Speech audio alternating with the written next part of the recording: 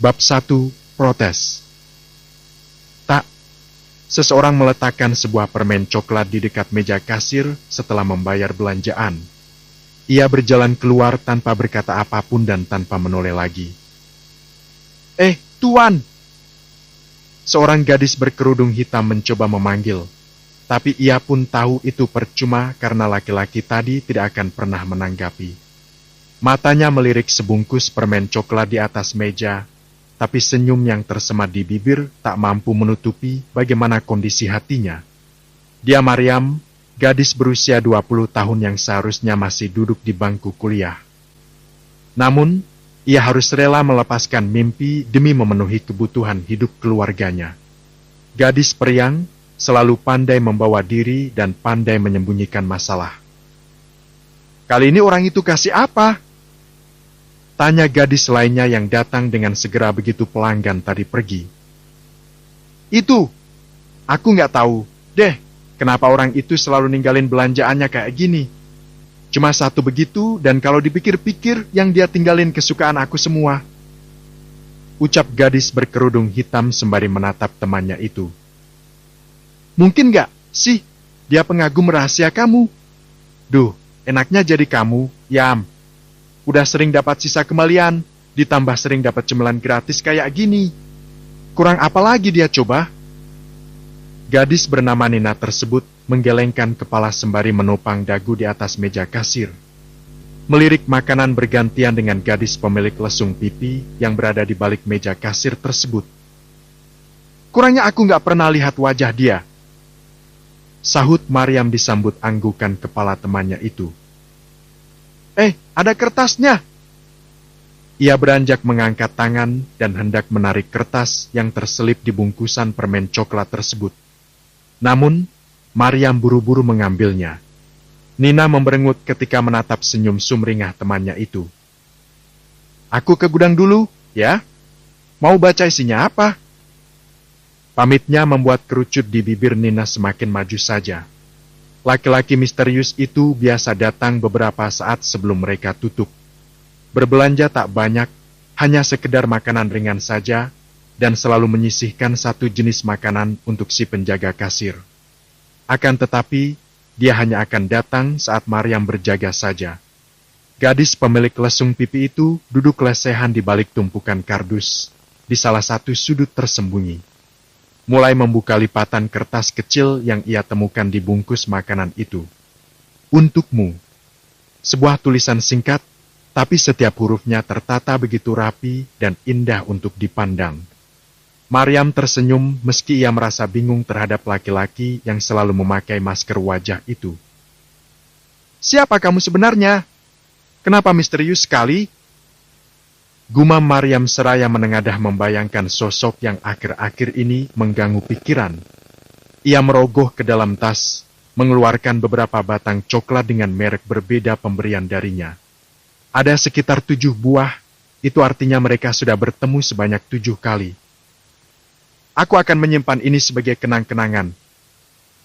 Maryam kembali bergumam, seraya memasukkan permen coklat tersebut ke dalam tas. Mengumpulkan jadi satu dengan makanan sebelumnya. Lalu, ia kembali beranjak untuk menutup toko bersama rekan kerjanya yang lain. Mau aku antar? Tawar Nina berhenti di depan Maryam dengan motor maticnya. Enggak, rumah kita beda arah. Nanti kamu pulangnya kejauhan.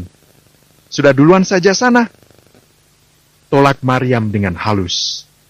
Nina menghendikan bahu, kemudian melaju meninggalkan tempat kerjanya disusul 2 teman yang lain dengan menggunakan kendaraan yang sama. Tinggallah Maryam yang akan pulang seorang diri di kegelapan malam. Bismillahirrahmanirrahim. Semoga Allah selalu melindungiku sampai rumah. Ucap Maryam sebelum melangkahkan kaki meninggalkan ruko. Ia sudah terbiasa, jarak antara ruko dan rumahnya cukup jauh. Sekitar 30 menit jika ditempuh dengan kendaraan roda 2. Biasanya akan ada angkutan umum lewat, dan Maryam akan menaikinya.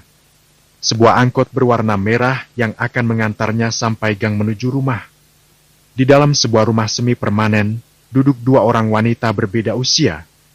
Mereka baru saja menerima tamu yang membuat keduanya tak dapat berhenti tersenyum.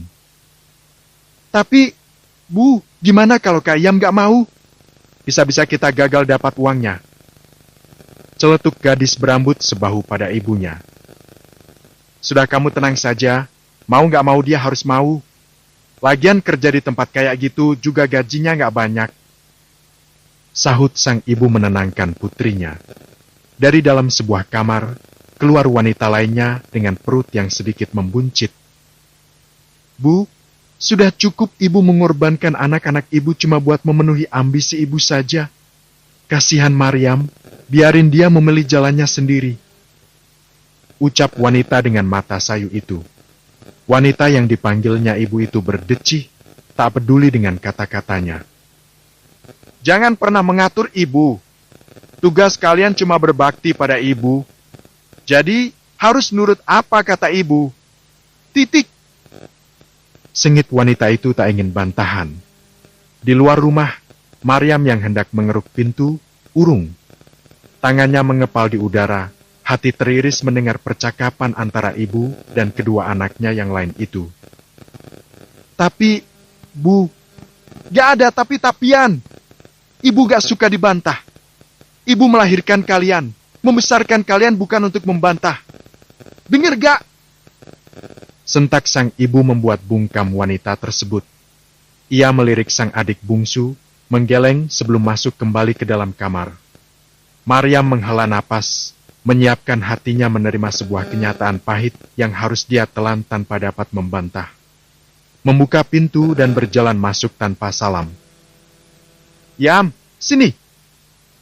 Panggil wanita bergamis hitam itu. Maryam yang berpura-pura tidak mengetahui mendekat, duduk di hadapan ibu dan adiknya. Kenapa, Bu? Ia bertanya setelah menyalami wanita parubaya itu. Tadi ada yang datang mau melamar kamu. Orang kaya, kelihatannya baik hati. Dia kasih hadiah buat ibu dan Maya. Nih, lihat. Ibu menunjukkan sebuah kalung di lehernya dan gelang di tangan Maya. Yang dapat hadiah itu Maya bukan Iam. Kenapa nggak Maya saja yang nerima lamarannya? Lagian Iam nggak tahu orangnya kayak gimana. Ucap Maryam sembari melirik Maya yang memberengut seketika. Kamu ini gimana sih? Adik kamu ini lagi kuliah, dia belum boleh menikah sampai lulus S1 nanti. Sudahlah, kamu gak usah membantah ibu. Gak akan barokah hidup kamu kalau gak nurut sama ibu. Terima saja, minggu depan dia datang lagi buat ketemu sama kamu. Ucap wanita itu seraya melempar kerudung yang menutupi kepalanya. Maryam menghela napas, menatap keduanya bergantian. Aku gak mau jadi kayak kedua kakak aku, Bu. Aku gak mau jadi korban keserakahan ibu. Apa ibu gak cukup prihatin melihat kondisi Kak Risna yang sekarang hamil tanpa suami? Itu sudah cukup, Bu. Tolak Maryam, jarinya menunjuk kamar wanita hamil yang sempat memprotes keputusan ibunya tadi. Kenapa kamu jadi bawa-bawa Risna? Dia kayak gitu itu karena gak becus jadi istri, makanya suaminya malas sama dia. Kamu lihat tuh, si Vina. Kakak kamu yang itu dia bahagia, kok menikah dengan laki-laki pilihan ibu. Kalau kamu nurut sama suami dan gak banyak membantah, kamu akan bahagia. Cerocos sang ibu dengan sengit. Maryam tersenyum sinis, teringat pada kakak pertamanya yang sekarang bertubuh kurus kering. Badan kayak batang singkong ibu anggap bahagia. Coba buka mata ibu, buka selebar-lebarnya. Gimana kondisi Kak Vina sekarang? Dia kurus, Bu, tekanan batin karena nggak bisa memilih jalan hidup sendiri. Apa ibu tega melihat anak-anak ibu sengsara? Sahut Maryam. Wajah sang ibu memerah, diliputi amarah. Tangannya yang memegang kotak perhiasan bergerak cepat dan kuat, membanting benda tersebut. Kamu itu, ya, berani kamu melawan ibu. Hah! Memangnya keluar dari mana kamu? Dari batu? Anak durhaka. Kamu pikir kamu sudah ngasih apa sama ibu? Ingat, Maryam, jasa ibu gak akan bisa kamu balas walau kamu kasih ibu gunung emas. Geram sang ibu menuding Maryam tepat di depan wajahnya. Gadis pemilik lesung pipi itu terdiam, tak mampu membalas kata-kata sang ibu. Di kedua matanya sudah membingkai kaca-kaca rapuh yang mudah terberai. Sejentik saja, maka akan pecah dan berantakan. Tapi aku mau memilih suami sendiri, Bu. Ucapnya dengan suara melemah. Halah, milih suami sendiri. Kamu lihat tuh si Eva, anaknya Bu Salma. Dia milih suami sendiri dan sekarang cerai. Ninggalin anak 2, suaminya kawin lagi sama janda. Kamu mau kayak gitu, hah? Suara ibu masih menggelegar bagai petir di siang bolong. Tapi, Bu, kehidupan orang itu berbeda-beda.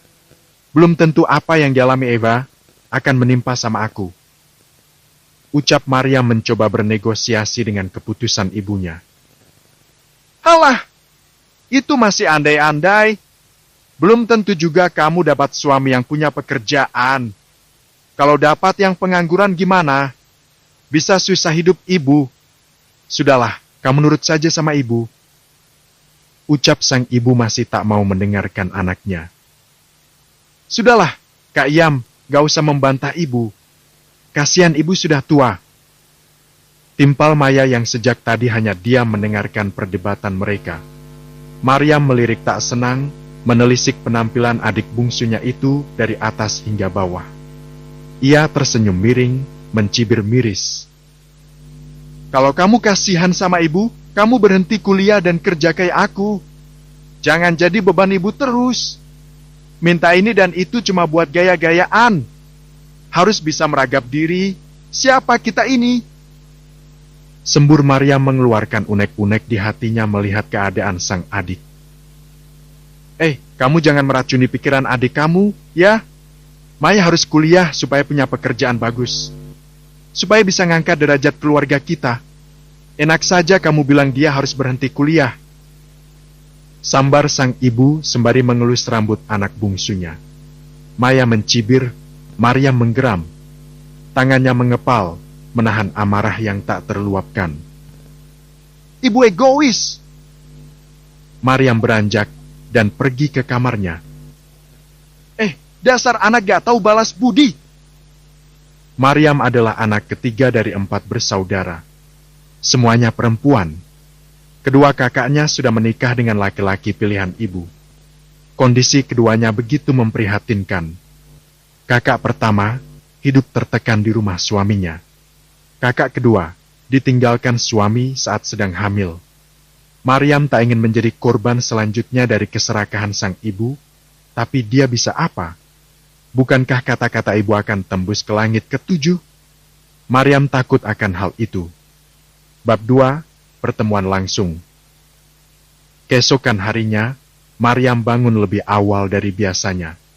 Mengerjakan pekerjaan yang selama ini dia lakukan. Membuat sarapan, menyapu rumah dan mengepelnya. Membersihkan piring-piring kotor, juga pakaian yang menggunung. Semua dia kerjakan sebelum azan subuh menggema. Maryam! Kau tegur Risna ketika melihat Maryam berjalan pelan nyaris tanpa suara menuju pintu depan. Ia menoleh dan menunggu sang kakak dengan senyum di bibirnya. Mau kemana masih gelap kayak gini? Tanya Risna sembari memperhatikan penampilan Maryam yang nampak rapi. Buru-buru Maryam menempelkan jari telunjuk di bibirnya. Meminta pada sang kakak untuk tidak mengangkat suara. Beruntung, kamar ibunya dan Maya berada di bagian kanan rumah. Sedikit jauh dari ruang tamu dan pintu utama pertama. Ia mau berangkat kerja sekarang, Kak. Sahut Maryam masih dengan senyum tersemat di bibir, suaranya nyaris seperti bisikan. Sepagi ini baru lepas subuh, Yam. Jalanan juga pastinya masih sepi, kakak khawatir kamu kenapa-napa nantinya. Ucap Risna dengan raut wajah cemas yang tidak dia tutupi. Maryam tetap tersenyum, mendekati sang kakak dan mengelus perutnya yang sudah membuncit. Kakak nggak perlu khawatir, aku bisa jaga diri. Jangan terlalu banyak berdebat dengan ibu, pikirkan bayi kakak.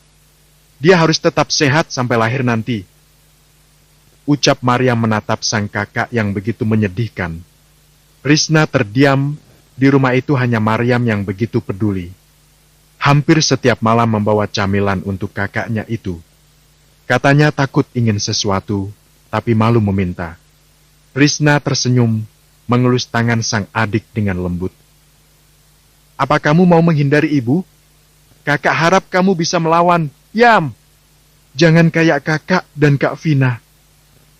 Ucap Risna sambil menggenggam tangan Maryam dengan kedua tangannya. Gadis berlesung pipi itu terdiam, menatap kedua manik Risna yang menyeratkan banyak penderitaan. Gimana caranya aku melawan, Kak? Memangnya ada cara untuk melawan ibu? Nggak bisa, Kak. Aku nggak mau kata-kata buruk ibu yang akan sampai ke langit ketujuh dan menjadi tulah untukku, Kak. Maryam menggeleng, mencoba untuk tegar atas apa yang menimpa pada hidupnya. Risna tak mampu berkata-kata, ia memeluk adiknya itu dengan erat. Sekuat mungkin menahan air mata agar tidak tumpah ruah. Beberapa saat saling memeluk, Maryam melepas pelukan dan tersenyum pada Risna. Aku berangkat, Kak. Makanlah lebih dulu, aku sudah masak. Ucap Maryam diangguki Risna. Gadis itu menyalami sang kakak dan keluar rumah di pagi buta hanya untuk menghindari sang ibu. Tak peduli akan semarah apa nantinya, pagi ini dia hanya tak ingin berdebat sengit dengan wanita yang telah berjasa besar dalam hidupnya itu. Menyusuri jalan gang seorang diri di keremangan subuh. Belum ada kendaraan yang lalu lalang, begitu juga dengan orang-orang yang selalu ia jumpa di teras rumah mereka. Maryam, sebentar. Panggil seorang warga tergopoh-gopoh menghampiri Maryam dengan sapu di tangan. Kenapa, Bu? Maryam bertanya ramah, padahal dalam hati ia tahu apa yang hendak dilakukan warga tersebut. Pastilah bertanya tentang sesuatu yang baru saja terjadi di rumahnya. Ibu mau tanya, tapi kamu jangan marah, ya. Kemarin itu ibu lihat ada tamu bawa mobil bagus ke rumah kamu. Katanya orang yang mau lamar kamu. Bener itu. Tapi kalau diperhatiin laki-laki itu sudah tua, pantasnya jadi bapak kamu. Cerocos ibu tersebut sembari mencibirkan bibir. Bertanya ingin tahu sekaligus merendahkan. Maryam tertegun beberapa saat. Di komplek yang tak seberapa luas tempatnya tinggal itu, gosip mudah sekali menyebar. Apalagi tentang keluarganya. Selalu ada saja bahan gunjingan yang mereka sebarkan. Ia menghela napas dalam-dalam dan menjawab. Saya sendiri nggak tahu, Bu, karena semalam pulang larut abis lembur. Ibu saya juga nggak ada ngomong apa-apa. Mungkin cuma tamu saja. Permisi, Bu, saya harus berangkat. Tanpa menunggu persetujuan, Maryam lekas mengayun langkah meninggalkan jalanan gang menuju jalan besar. Keadaan langit yang masih gelap membuatnya leluasa untuk meluapkan apa yang ada di hatinya. Namun, Maryam lebih memilih diam, berjalan pelan menunggu angkutan umum meski ia tahu belum banyak yang beroperasi. Rasanya aku lelah sekali menjalani kehidupan seperti ini. Kehidupan yang sebenarnya bertolak belakang dengan keinginan dan harapan, tapi apa boleh buat? Gumam Maryam seraya duduk di sebuah halta, helaan napasnya terasa berat dan sesak. Tercenung seorang diri memikirkan akan nasib diri yang sudah terkira untuk kedepannya. Tanpa sadar, air mata Maryam jatuh dan segera ditepisnya. Ia menunduk hingga tak menyadari kehadiran seseorang yang berdiri tak jauh dari tempatnya duduk. Kam! Sebuah suara berat membuat Maryam waspada. Ia membuka mata yang sempat terpejam. Melihat sebuah benda putih yang terjulur di depan wajah beserta tangan besar yang menggenggamnya. Tanpa menoleh, Maryam mengambil sapu tangan tersebut. Lalu, mendongak untuk melihat siapa yang sudah berbaik hati peduli padanya. Tuan! Lisannya bergumam pelan, matanya ikut melebar. Melihat sosok yang selama ini selalu meninggalkan sebuah makanan setiap kali datang ke tempatnya bekerja. Laki-laki misterius itu hanya diam. Dia bahkan tidak melihat Maryam sama sekali meski tahu tengah diperhatikan. Lalu, tanpa berkata apapun melangkah pergi meninggalkan halte. Entah kemana. Maryam tertegun beberapa saat lamanya, sebelum akhirnya tersadar bahwa dia memegang benda milik laki-laki bermasker hitam tersebut. Tuan, tunggu! Maryam berdiri dan berlari menyeberangi jalan. Kali ini dia bertekad untuk dapat berbicara dengan laki-laki yang mengganggu pikirannya itu. Namun, dia terus saja berjalan seolah-olah tak mendengar panggilan Maryam. Tuan, tunggu! Sapu tangan Anda! Maryam menjegal langkahnya, berdiri di hadapan sosok itu. Tingginya yang tak seberapa mengharuskan Maryam mendongak untuk dapat bertatapan dengan kedua manik hitam di depannya. Tak ada jawaban, hanya kerlingan mata itu saja yang nampak berputar pada benda di tangan Maryam. Ia tertegun, hanyut dalam buai keindahan manik di depan mata. Untukmu, katanya singkat seraya melangkah mendekati sebuah mobil yang terparkir di tepi jalan. Maryam kembali tercenung, tak mengerti sikap laki-laki itu. Ia mengernyit ketika melihat mobil yang ditumpangi laki-laki misterius tersebut melaju mundur mendekati tempatnya berdiri kini. Kaca terbuka, Maryam membungkuk untuk melihat apa yang ingin dilakukannya. Masuk! Tanpa menoleh laki-laki itu memerintah. Maryam berjengit, menoleh ke kanan dan kiri mencari-cari adakah orang lain di sana selain dirinya. Nihil. Gadis berkerudung instan itu kembali membungkuk, memastikan sesuatu. Di luar dugaan laki-laki yang selalu menutupi wajah dengan masker itu tengah memperhatikan dirinya. Hal tersebut membuat Maryam terkejut sekaligus malu. Apa Tuan meminta saya untuk masuk? Tanya Maryam pada akhirnya. Ia mengangguk tanpa kata, menunggu Maryam masuk bermaksud akan mengantarnya ke tempat kerja. Apa Tuan yakin? Maryam memastikan. Laki-laki itu melengos ke depan. Maryam menatap bingung sosoknya. Di tengah rasa bingung yang melanda, pintu mobil di depannya terbuka. Apakah aku akan diculik? Kenapa ini? Kenapa dengan tubuhku? Hatinya meragu, tapi kaki tak mau menuruti. Tetap melangkah masuk dan duduk di dalam mobil mewah itu. Maryam menoleh, berdesir seluruh darah dalam tubuhnya. Ia membuka pintu hendak keluar kembali, tapi terkunci. Tuan, saya! Mobil meraung menghentikan ocehan Maryam yang ingin turun keluar. Gimana ini? Ya Allah! Aku diculik? Benar-benar diculik? Tapi kenapa aku mau? Maryam memejamkan mata, mencengkeram gagang pintu mobil dengan kuat. Masih mencoba membukanya, tak apa melompat meski harus terluka. Yang penting dia bisa keluar dan selamat dari penculikan. Jalanan yang masih lengang membuat si pengemudi melaju dengan leluasa. Hingga tak butuh waktu 30 menit untuk tiba di tempat Maryam bekerja. Gadis itu membuka mata ketika merasakan laju mobil yang mendadak berhenti. Matanya mengerjap, kedua bibirnya terbelah tak percaya. Dia tidak diculik, melainkan diantar ke tempat kerja. Sudah sampai, kata laki-laki itu memberitahu tanpa berpaling pada Maryam. Gadis itu tersenyum malu, menampakkan lesung di pipinya yang manis. Tak sengaja mata mereka berserobok, cukup lama saling bertatap. Sial! Laki-laki itu terpesona, menelan liur dengan susah payah. Menahan gejolak yang selama ini dia pendam terhadap gadis polos di sampingnya. Yang dia lihat, Maryam adalah gadis ceria di tempat bekerja yang akan menjelma menjadi gadis tangguh saat tiba di rumah yang penuh dengan tekanan. Makasih, Tuan. Ucap Maryam seraya membuka pintu dan turun. Masih sangat pagi untuk membuka ruko, tapi apalah dia sudah sampai lebih awal. Hanya menunggu kedatangan rekan-rekan saja. Sungguh tak sesuai niatan awalnya. Ia duduk di kursi depan ruko, sementara laki-laki itu kembali melaju, tapi tidak meninggalkan Maryam. Maryam, dia sudah seperti hantu membuatku tak bisa tidur di malam hari. Bab 3. Teman lama. Hari-hari berlalu, Maryam masih saja menghindari ibunya. Bukan karena tak ingin melihat wanita itu, tapi karena malas berdebat yang pada akhirnya akan memicu pertengkaran. Maryam bahkan sengaja pulang sangat larut agar tidak perlu bertemu dengan ibunya.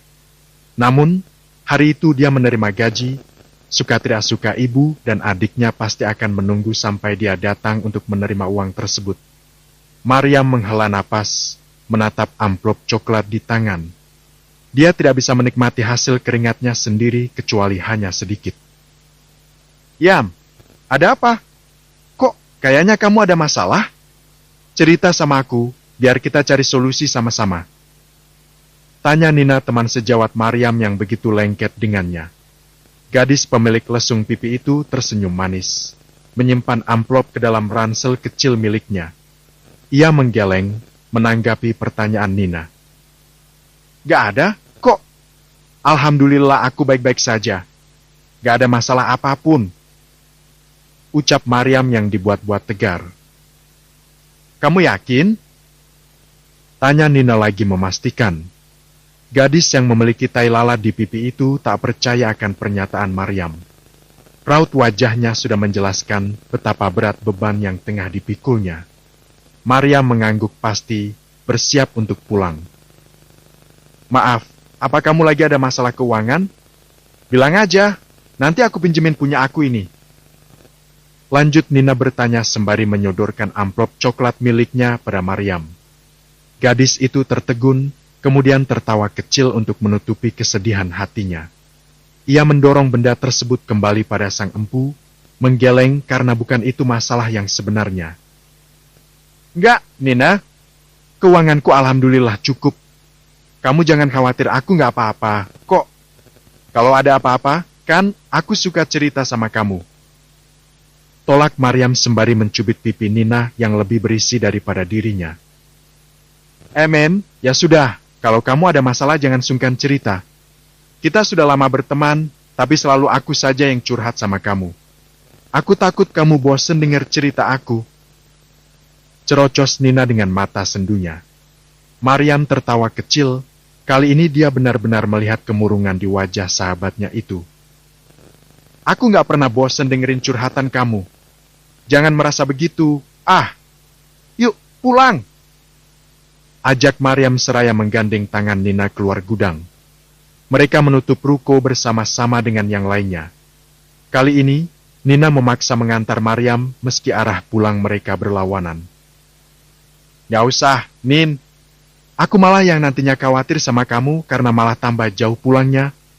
Kamu pulang saja, ya? Aku naik angkot. Insya Allah masih ada. Tolak Maryam seperti biasa. Nina memberengut, pada akhirnya pasrah dan pergi lebih dulu. Tinggallah Maryam, berjalan pelan menyusuri jalan raya. Ibu kota masih hidup meski jarum jam terus merangkak menuju puncak. Lalu lalang kendaraan, juga mereka-mereka yang sekedar mencari camilan di tengah malam. Mengusir rasa takut Maryam terhadap kejahatan malam. Cikit! Ban berdecit, sebuah mobil berwarna hitam berhenti di dekat Maryam. Mengejutkan gadis yang tengah melamun itu. Astagfirullahaladzim! Maryam mengelus dada. Napasnya terengah karena udara yang tiba-tiba menyempit. Kaget! Suara yang tak asing di telinga Maryam, apalagi tawa jahil yang terlalu sering dia dengar. Maryam mendongak, menatap si pengemudi yang tengah menertawakan dirinya. Kenapa? Kok lihatinnya kayak gitu? Kangen sama aku? Ucapnya penuh percaya diri sembari memainkan alisnya naik dan turun. Dandi! Ya Allah! Seru Maryam setelah menyadari siapa yang berada di dalam mobil itu. Sahabat lamanya Dandi. Aku bersyukur kamu masih ingat aku, Yam. Ayo, naik. Ini sudah larut, akan sangat bahaya buat gadis cantik seperti kamu berjalan sendirian di tengah malam gelap begini. Ucap laki-laki itu dengan senyum lebar khas dirinya. Tanpa menolak, Maryam berjalan memutar dan masuk ke dalam mobil dengan senang hati. Kamu kerja di sini. Sejak kapan? Aku kira kamu kuliah kedokteran. Cecar Dandi setelah mobil melaju meninggalkan pelataran ruko. Pelan saja jalannya, aku nggak mau cepat sampai di rumah. pinta Maryam sambil tersenyum menyembunyikan keadaan dirinya. Oh, oke. Jawab dulu pertanyaanku yang tadi. Sahut Dandi seraya memelankan laju mobil sesuai permintaan Maryam. Ayah meninggal dan ibu kesulitan mencari biaya. Makanya aku mengalah dan bekerja biar Maya yang kuliah mengejar cita-cita. Jawab Maryam masih dengan senyum khasnya. Senyum yang menipu semua orang. Turut berduka, ya? Gak apa-apa. Maryam menoleh dan menjawab dengan senyuman. Ada banyak hal yang mereka ceritakan, melepaskan rasa rindu karena lama tak jumpa. Tanpa mereka sadari di ujung jalan tak jauh dari ruko tempat Maryam bekerja, seseorang mengawasi dari dalam mobil. Laki-laki yang selalu menutupi wajahnya dengan masker mencengkram kemudi begitu erat. Hatinya bergejolak melihat Maryam yang naik ke dalam mobil orang asing. Siapa yang berada di dalam mobil itu? Laki-laki atau perempuan? Geramnya dengan rahang yang ikut mengeras. Kilatan matanya penuh amarah, terbakar api cemburu. Dia melaju dengan kecepatan tinggi, meninggalkan tempatnya bersembunyi. Bagaimana caranya bertanya pada Maryam tentang si pemilik mobil itu? Sementara mobil yang membawa Maryam telah sampai di depan rumah gadis itu. Rumah yang cukup besar dengan 2 pintu utama. Maryam turun dan mengucapkan terima kasih kepada sahabat lamanya itu. Aku gak disuruh mampir dulu? Pasti ibu kamu kaget lihat aku. Katanya menggoda. Ini jam berapa? Gak elok bertamu di tengah malam begini. Ibu juga kayaknya sudah tidur. Sahut Maryam yang ditanggapi kekehan oleh Dandi. Aku tahu. Selamat tidur. Mimpiin aku, ya. Terima kasih sudah mendengar ceritaku tadi. Aku pulang, ya. Pamit Dandi seraya menjalankan kembali mobilnya.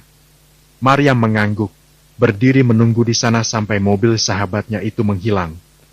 Tanpa ia tahu, 2 pasang mata tengah memperhatikan dirinya dari dalam rumah. Mereka kembali duduk menunggu kedatangan Maryam. Tanpa mengetuk pintu dan hanya mengucapkan salam, Maryam memasuki rumah. Lampu rumah yang sudah padam menandakan semua orang telah tertidur. Ia selalu membawa kunci cadangan bersamanya. Namun, lampu yang sudah padam itu tiba-tiba menyala cukup mengejutkan Maryam. Bagus. Pulang tengah malam naik mobil sembarangan. Siapa tadi? Awas kamu, ya, macam-macam. Sengit sang ibu menuding Maryam yang mematung di tempat. Gadis itu tidak menyahut, menghela napas banyak-banyak untuk meredakan emosi agar tidak terjadi perdebatan. Mana sini? Kamu gajian, kan? Maya butuh bayaran.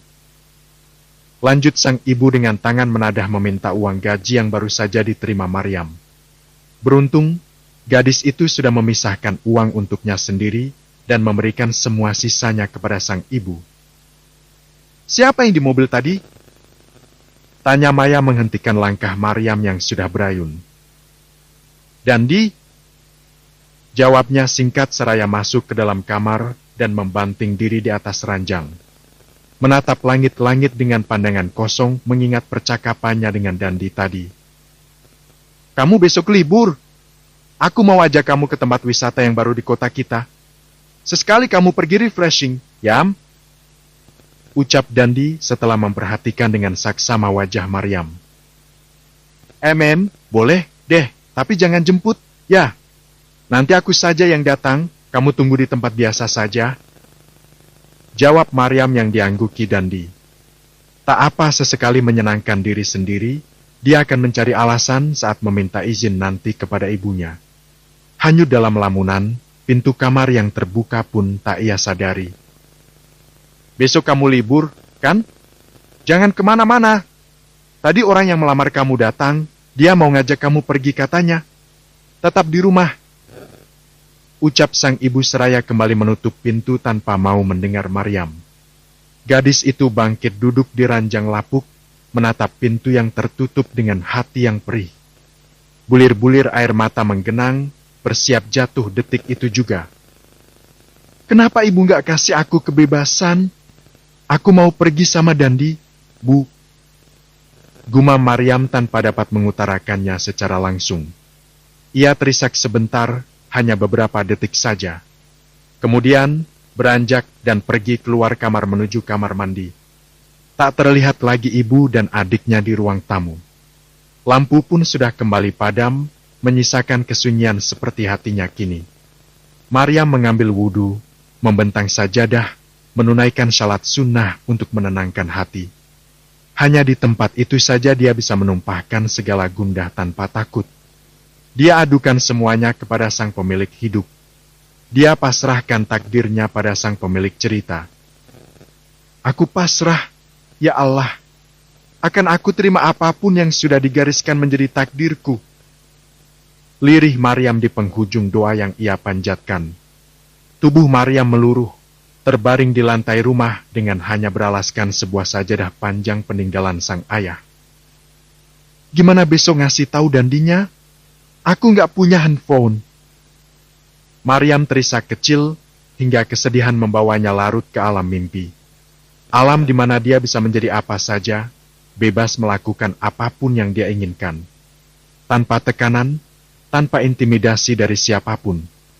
Bab 4, Rencana. Sungguh hari yang sial bagi Maryam. Ia bangun sebelum subuh seperti biasanya berniat keluar rumah selepas menunaikan ibadah 2 rakaat. Berencana kabur, melarikan diri dari pertemuan yang tak diinginkan. Tak peduli dengan resiko yang akan dia terima nantinya, untuk sekarang pergi dulu menjauh dan menenangkan hati bersama sahabat lama sekaligus melepas rindu. Namun, sebuah mobil sedan mewah sudah terparkir di halaman rumah. Membuat langkah Maryam terhenti di dekat jendela yang terbuka. Di sana, ibu dan adik bungsunya sudah berdiri berbincang dengan seorang laki-laki parubaya. Ya Allah, apakah ini takdir yang tak bisa aku hindari? Atau jawaban atas doa yang aku panjatkan semalam? Kenapa rasanya tidak adil sekali? Hati Maryam bergumam perih.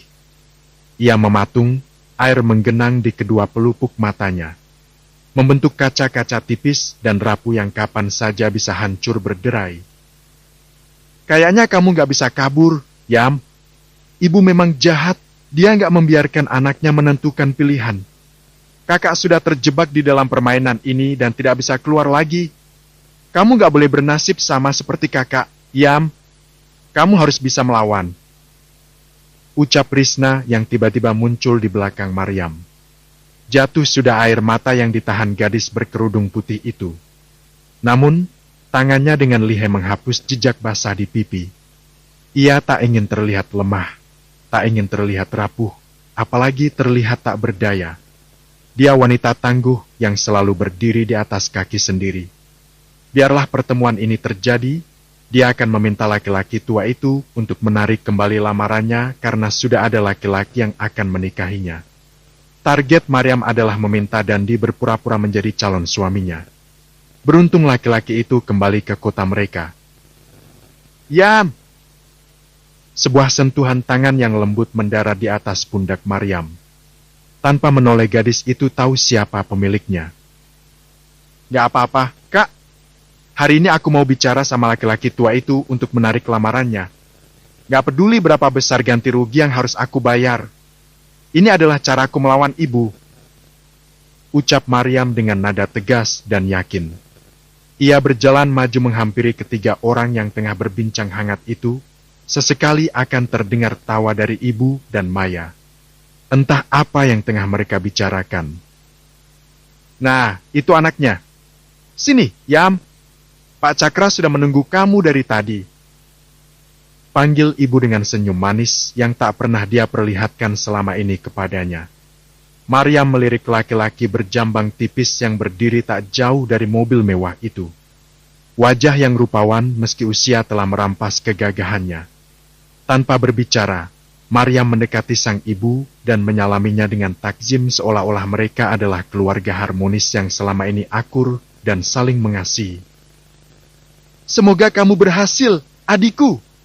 Ya Allah, lindungi Maryam dari segala kejahatan yang mengincarnya. Gumam Risna menatap cemas pada sang adik yang kini berjalan menghampiri laki-laki yang sebenarnya lebih pantas menjadi ayah mereka itu. Dengan senyum ramah yang tersemat di bibir tipisnya, Pak Cakra membukakan pintu mobil untuk Maryam. Beberapa saat, gadis berlesung pipi itu tertegun. Hatinya merasa ragu dan ada ketakutan yang menelusup ke dalam relung jiwa. Bagaimana jika nanti ternyata laki-laki itu memiliki niat jahat padanya? "Ayo, silakan. Perjalanan kita jauh soalnya," ucap laki-laki itu dengan suaranya yang berat. Maryam menggigit bibir, ingin rasanya berlari sekencang yang dia bisa. Pergi sejauh mungkin dan tak pernah kembali lagi, tapi mengingat Trisna yang tengah mengandung anaknya dan tak pernah mendapat perhatian dari ibu mereka, melemahkan keinginan Maryam. "Bismillahirrahmanirrahim. Ya Allah, aku berlindung kepadamu dari kejahatan manusia dan semua pemikiran buruknya." Batin Maryam melirih, merajut asa pada pemilik hati manusia. Ia masuk dan duduk sembari mendekap ransel kecil yang hampir usang di pangkuan. Bahkan, untuk sekedar membeli tas seharga 50.000 saja, dia tidak bisa melakukannya. Miris memang. Maryam terlonjak ketika suara pintu mobil berdebam tanda tertutup. Laki-laki itu sudah duduk di balik kemudi, samping tempatnya duduk. Ah, Maryam mengumpat.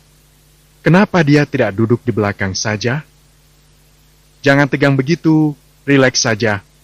Saya bukan orang jahat," ucap laki-laki tersebut sambil tersenyum tanpa menatap pada Maryam yang terlihat tegang.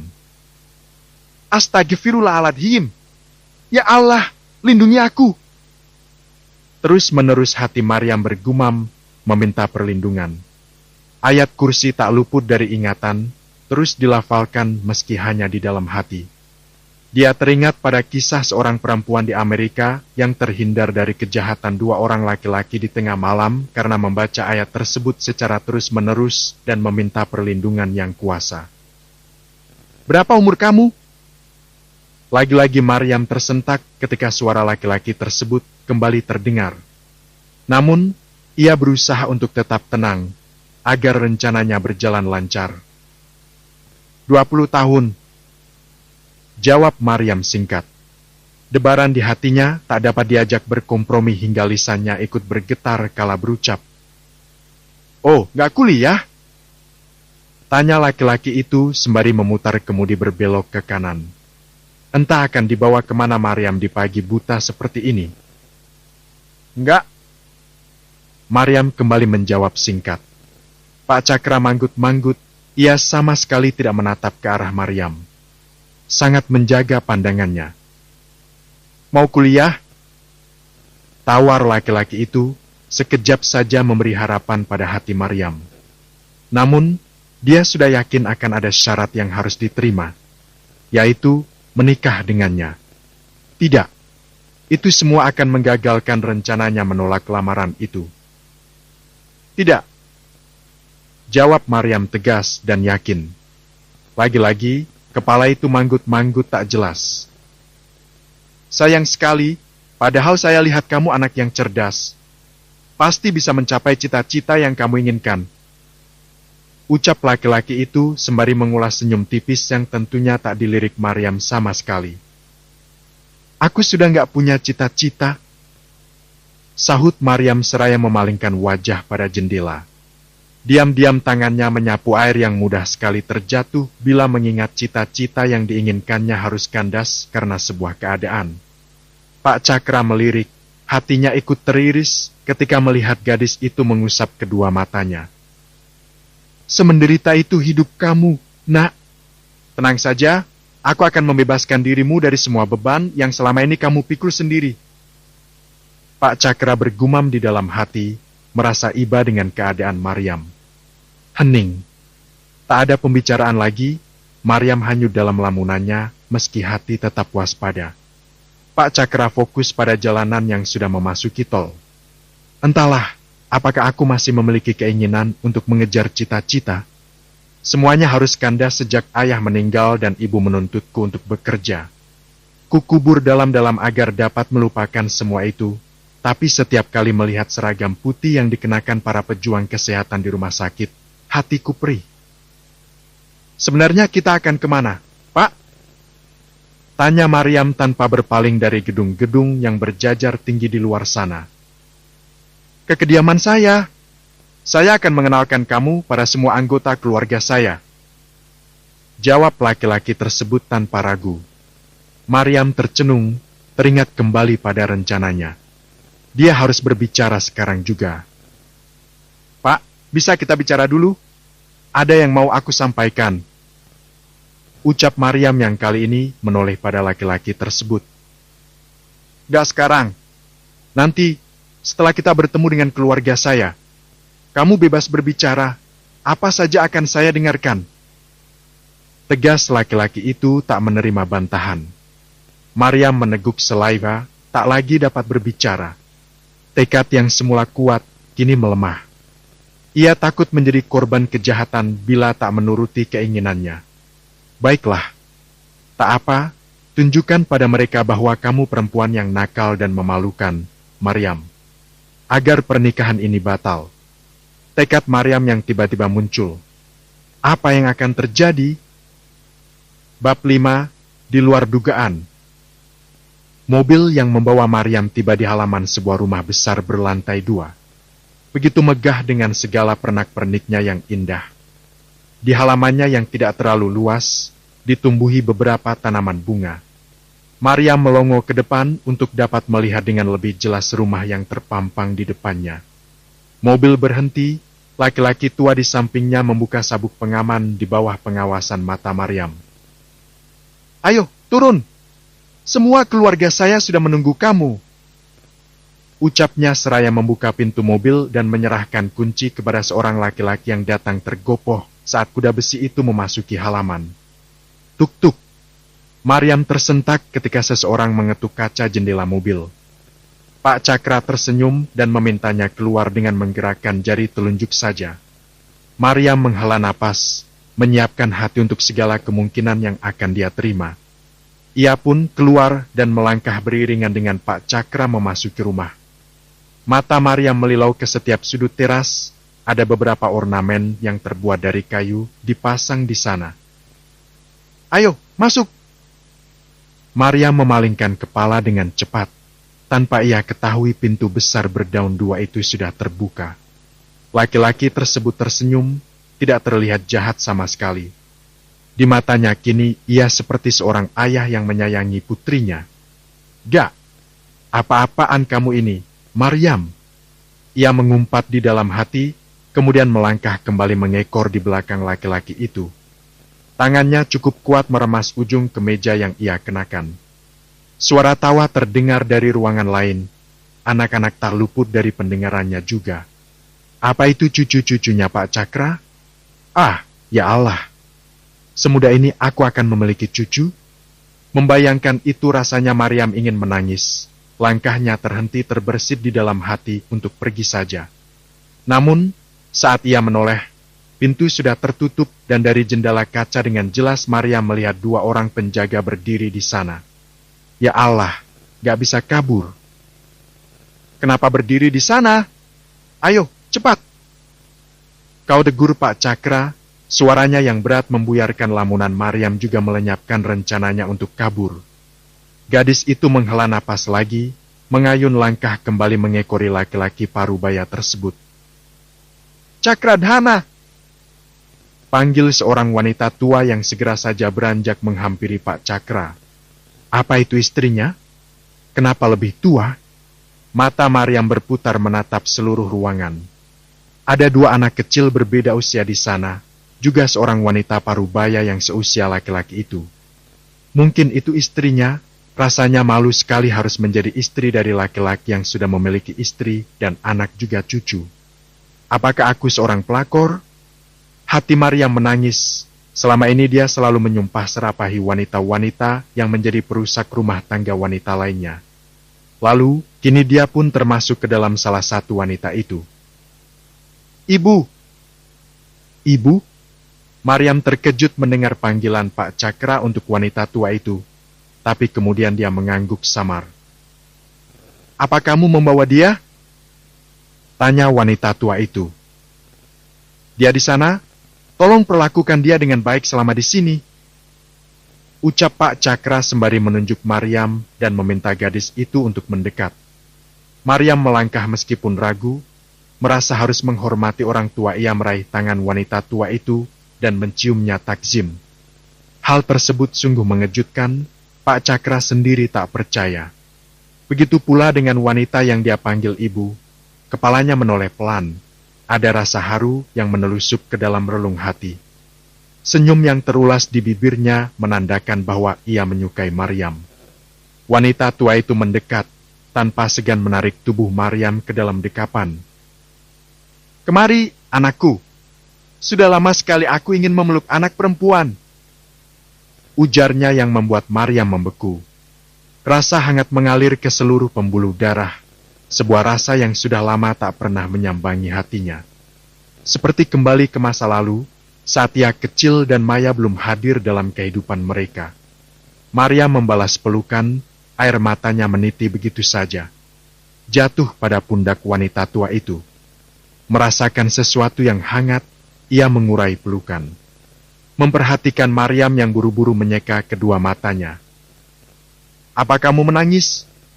Kenapa kamu menangis, Nak? Apa Cakra berlaku kasar sama kamu?" Cecar wanita tua itu dengan pandangan penuh kekhawatiran. "Ibu!" Pak Cakra tidak terima. "Kalau iya, biar aku yang akan menghukumnya.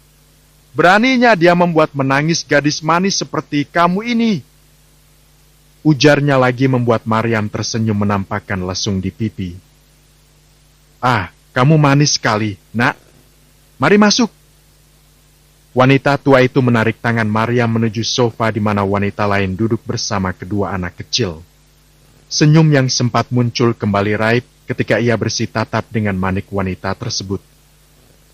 "Dia Rosa, bibinya Cakra, dan itu kedua cucunya." Ucap wanita itu memperkenalkan siapa saja yang duduk di sana. "Astagfirullah, aku sudah salah paham. Aku kira dia istri Pak Cakra. Lalu, di mana istri Pak Cakra?" Maryam melirik laki-laki yang sudah duduk di sofa single dan bermain dengan kedua anak kecil itu. Wanita yang bernama Rosa menghampiri, memeluk Maryam seperti tadi. Mereka semua ramah, hati Maryam dibuat kalang kabut. Bagaimana dia akan menjalankan rencananya jika mereka semua baik begitu? "Ayo, Nak, duduk, jangan sungkan," kata Rosa dengan suara yang ramah. Seorang asisten rumah tangga datang dengan membawa sebuah nampan berisi minuman segar, juga aneka camilan yang diletakkan di atas meja. Maryam duduk diapit kedua wanita itu. "Di mana dia?" tanya Pak Cakra pada keduanya. Sang ibu menghela napas penuh sesal dan berkata, "Dia nggak mau dengar. Cakra memaksa pergi, nggak tahu kemana." Pak Cakra terdiam, terlihat sekilas rahangnya mengeras. Sepertinya dia menahan amarah. Entah siapa yang dimaksud, tapi Maryam tidak peduli. Siapapun itu, dia tidak boleh terhanyut oleh perlakuan baik mereka. "Anak itu benar-benar," umpat Pak Cakra yang terlihat frustasi. Maryam merasa canggung sendiri, tapi kedua wanita itu memperlakukan dirinya bukan seperti orang asing. "Aku titip Maryam," pamit Pak Cakra yang segera mengayun langkah menaiki anak tangga menuju lantai 2.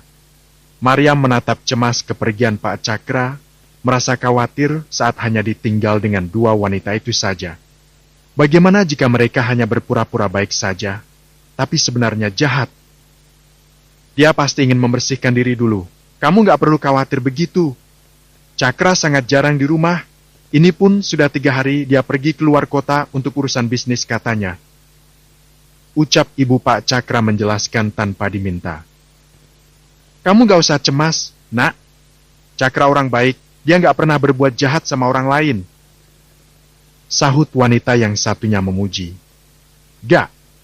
Bagaimanapun Pak Cakra, aku nggak boleh melupakan rencanaku. Sudah lama sekali aku ingin anak perempuan. Aku kira akan mendapatkan cucu perempuan dari pernikahan Cakra yang pertama, tapi malah cucu laki-laki. Kamu mau? Ya, tinggal di sini? Ungkap wanita yang mengaku sebagai ibunya Pak Cakra. Maryam tercenung, entah harus menjawab apa. Dia bingung. Apakah dia benar-benar harus menjadi istri laki-laki tua itu? Sudah beristri dan memiliki anak. Pastilah anaknya seusia Maryam sendiri. Gadis itu hanya tersenyum menanggapi, merasa waktu berjalan lebih lambat. Dia ingin segera berbicara dengan Cakra. Aku gak mau nikah sama laki-laki itu. Dandi, kamu harus menolong aku. Hati Maryam menjerit, mengancam pemuda yang kemarin malam mengantarnya pulang. Bab 6. Gagal. Di sebuah restoran ternama, terhidang berbagai macam makanan di atas meja. Begitu menggugah selera, meneteskan liur yang sangat cepat berkumpul. Maryam menatap hamparan makanan itu dengan rasa tak percaya. Berkali-kali meneguk liur yang tak mau berhenti berkumpul. Namun, saat ingat tujuannya adalah berbicara dengan laki-laki tua itu, ia menepis rasa lapar yang merongrong lambungnya. Mendongak, menatap Pak Cakra yang sudah memegang pisau dan garpu di tangan untuk memotong daging di hadapannya. Pak, aku. Gak sekarang, Maryam. Aku lapar, kamu juga pasti lapar, kan? Makan dulu, kenyangkan perut kamu dulu. Baru setelah itu, kamu boleh bicara. Potong laki-laki itu tanpa menoleh pada Maryam. Fokus pada potongan daging di depan mata dan menusuknya dengan garpu. Memasukkan ke dalam mulut sambil menatap Maryam yang hanya diam memandangi makanan di atas meja. Makan! Gak ada racun. Ini makanan enak semua. Gak bikin gatal juga. Ucap Pak Cakra menegur Maryam yang tak berpaling dari makanan. Kenapa nasinya sedikit begini? Mana kenyang? Gumam Maryam memperhatikan semangkuk kecil nasi di hadapannya.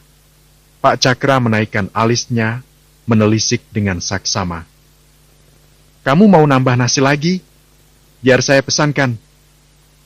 Ucap Pak Cakra membuat Maryam gugup seketika.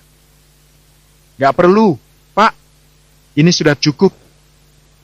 Sahut gadis berkerudung putih itu seraya menyendok nasi dan memakannya bersamaan dengan lauk yang terhidang. Maryam cukup percaya diri makan di tempat mewah yang sama sekali tak pernah ia kunjungi itu. Matanya akan melebar setiap kali mencicipi menu restoran tersebut. Memang makanan di restoran mewah begini, semua makanannya enak. Apa aku boleh habisin semuanya, ya?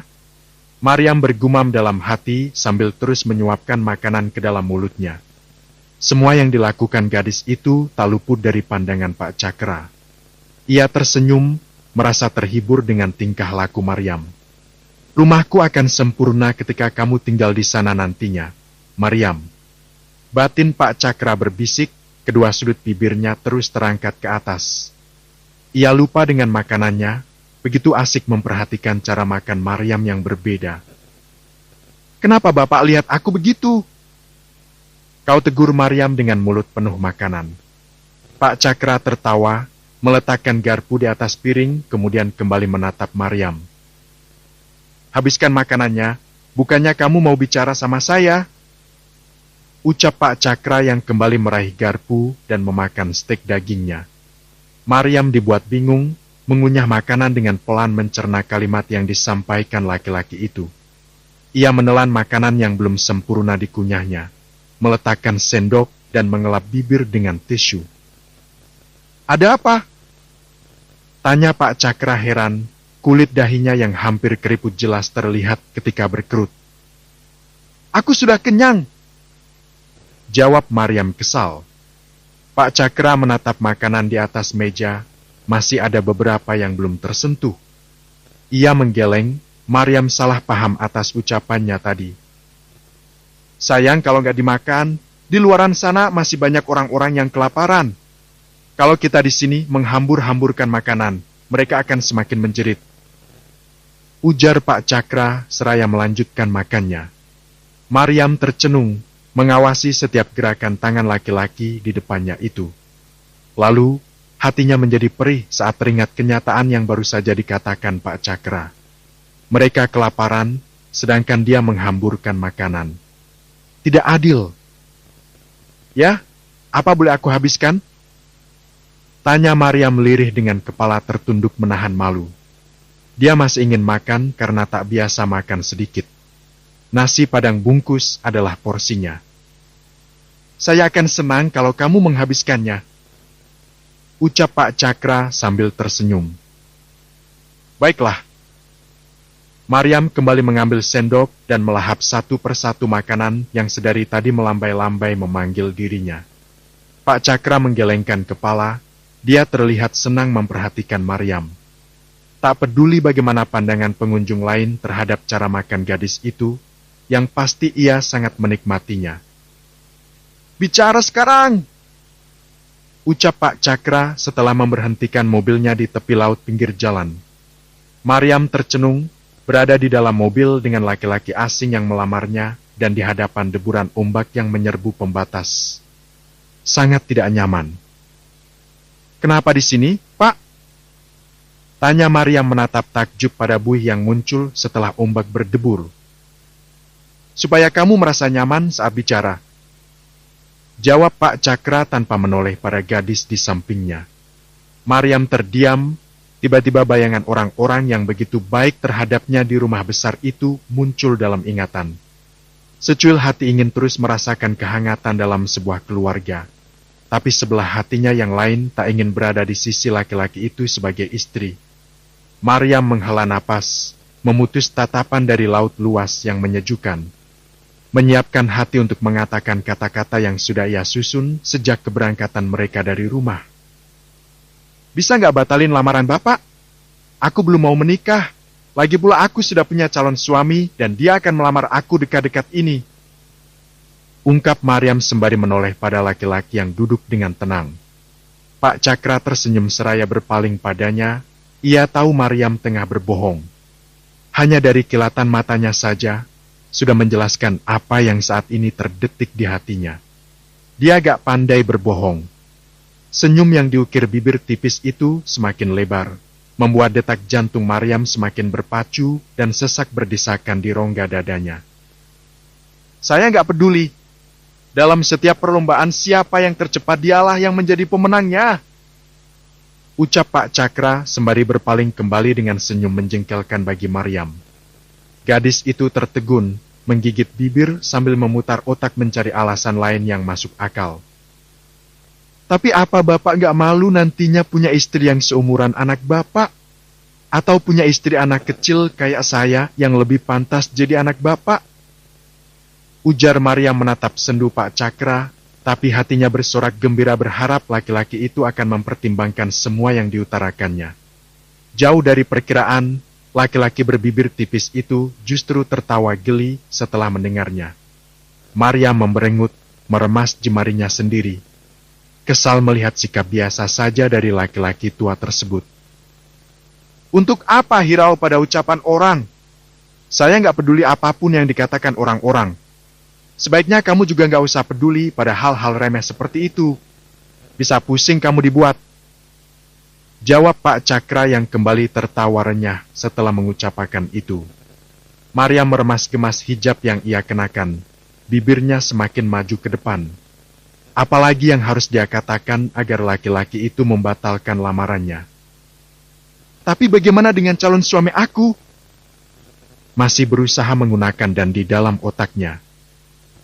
Biar saya yang akan bicara sama dia. Kalau dia gak bisa terima, maka jangan salahkan saya atas hal-hal yang mungkin saja terjadi. Jawab laki-laki itu tersenyum tegas, menciutkan nyali Maryam. Gadis itu meneguk liur yang terasa lebih keras dari biasanya, seolah-olah menelan sesuatu yang berduri dan menyakitkan. Membayangkan Dandi dan segala kemungkinan yang akan terjadi padanya, membuat Maryam mengurungkan niat melibatkan laki-laki itu dalam rencana penolakannya. Ya Allah, apa gak ada jalan lain? Apa aku memang harus menikah dengannya? Maryam tertunduk, mengusap kedua matanya yang memburam. Tak ada yang bisa dia lakukan selain menerima pernikahan itu. Ada lagi yang mau kamu bicarakan? Tanya Pak Cakra tetap dengan sikap tenangnya. Maryam menggeleng tanpa mengangkat wajah. Baik, aku akan mengantar kamu pulang sekarang. Ucap laki-laki itu seraya menjalankan mobil meninggalkan kedamaian tepi pantai. Bagaimana kisahku selanjutnya? Bab 7. Dua pemuda. Di bawah pohon akasia, seorang pemuda duduk di atas motor maticnya, menunggu seseorang yang telah berjanji padanya akan pergi hari itu. Namun, sudah setengah hari terlewati, sosok yang ditunggunya tak kunjung muncul jua. Kemana Maryam? Apa dia lupa? Gumamnya pelan seraya memandangi jalan berdebu yang mengarah ke rumah Maryam. Dandi memaklumi jika hanya 1-3 jam menunggu karena sejak dulu Maryam selalu kesulitan meminta izin kepada ibunya saat akan pergi. Ini sudah hampir setengah hari. Apa aku ke rumahnya saja, ya? Sekalian saja pura-pura silaturahmi sama Buleha. Gumam Dandi lagi kemudian terdiam mempertimbangkan rencananya itu. Memang tidak ada salahnya berkunjung. Sudah lama mereka tidak bertemu sejak Dandi pergi kuliah keluar kota. Mereka dekat saat dulu, apalagi ayah Maryam terkenal sebagai orang yang dermawan. Dandi memacu kuda besinya ke rumah Maryam, berharap akan menemukan jawaban atau alasan yang tepat untuk keterlambatannya. Motor itu berhenti di depan sebuah rumah besar dengan halamannya yang luas. Rumah ini terasa sepi karena gak ada Pak Anwar. Dulu, selalu ramai karena tetangga selalu berkumpul di rumah ini. Sekarang, jadi sepi. Dandi bergumam seraya turun dari motor dan melepaskan helm sebelum menapaki anak tangga di teras rumah tersebut. Assalamualaikum. Ia menunggu dengan perasaan yang campur aduk, antara memberi kejutan untuk Maryam juga tegang menghadapi ibunya yang terkenal cerewet. Waalaikumsalam. Ya, sebentar. Sahut suara wanita parubaya dari dalam rumah. Mendengar suara itu, hati Dandi kian berdebar. Dia tak berharap Buleha yang akan menyambut kedatangannya. Pintu terbuka, ia menyiapkan senyum lebar meski harus dipaksa. Dandi? Alis wanita parubaya itu saling bertaut satu sama lain, melihat sosok yang begitu dekat dengan anak gadisnya. Bu! Dandi menyalami ibunya Maryam dengan sopan. Sikapnya santun tidak seperti kebanyakan anak muda meski kuliah di luar kota. Ada apa? Kalau cari Maryam, dia nggak ada di rumah. Ucap Buleha menatap tak ramah pada sahabat Maryam itu. Maaf, Bu, kalau boleh tahu Maryam pergi kemana, ya? Tanya Dandi tak lagi tersenyum. Apa mungkin mereka berselisih jalan? Dia pergi sama calon suaminya. Saya nggak tahu kemana mereka pergi. Sudahlah, Dandi, kamu jangan dekat-dekat lagi sama Maryam. Nanti calon suaminya itu bisa salah paham sama kalian. Ujar Buleha jengah. Dandi tertegun, tak tahu harus berkata apa. Ya sudah, kalau begitu, saya permisi, Bu. Ucap Dandi seraya berbalik dan kembali dengan motornya. Kekecewaan serta-merta menelusup ke dalam relung jiwa. Sungguh tak menyangka, untuk seumur hidup persahabatan mereka baru kali ini Maryam tidak menepati janji. Maryam, dia akan menikah? Kenapa nggak cerita sama aku? Gumam Dandi sembari menjalankan motornya menuju sebuah tempat yang sering mereka kunjungi. Sebuah bukit di persawahan, di atas pohon rambutan yang rindang. Mereka berdua sering bertengger, bercanda, bercerita banyak hal. Itu dulu, sebelum terjadi kemelut dalam kehidupan Maryam tentunya. Dandi memarkir motor di bukit tersebut setelah berjuang melewati pematang yang hanya ditumbuhi rumput. Dulu, mereka selalu berlomba untuk dapat lebih cepat tiba di tempat itu. Tak peduli teriknya mentari, tak risau dengan lumpur yang sesekali akan terinjak. Semilir angin di bukit sore hari selalu menyejukkan mereka, membentuk cita-cita, merangkai asa untuk masa depan. Apa dia masih ingat tempat ini? Dandi tersenyum meraba dahan pohon yang dulu pernah menjadi tempat duduk mereka. Kenangan manis yang tak akan pernah terlupakan. Ia memanjat dahan tersebut, memandangi pesawahan yang sebagian sudah menguning. Beberapa saat tercenung, sampai dering ponsel miliknya terdengar. Seseorang menghubunginya. Di tempat lain, seseorang duduk di dalam sebuah mobil sedan berwarna hitam, memandangi minimarket tempat Maryam bekerja. Siang itu, dia tidak menutupi wajahnya dengan masker. Berkali-kali melirik jam bermerek di tangan, memastikan waktu tidak terlalu cepat berputar. Kenapa dia belum muncul juga? Apa dia gak kerja hari ini? Gumamnya pelan tanpa mengalihkan pandangan pada bangunan di seberang jalan sana. Begitu sabar menunggu kedatangan Maryam, tapi setelah setengah hari menunggu sosok tersebut tak jua muncul.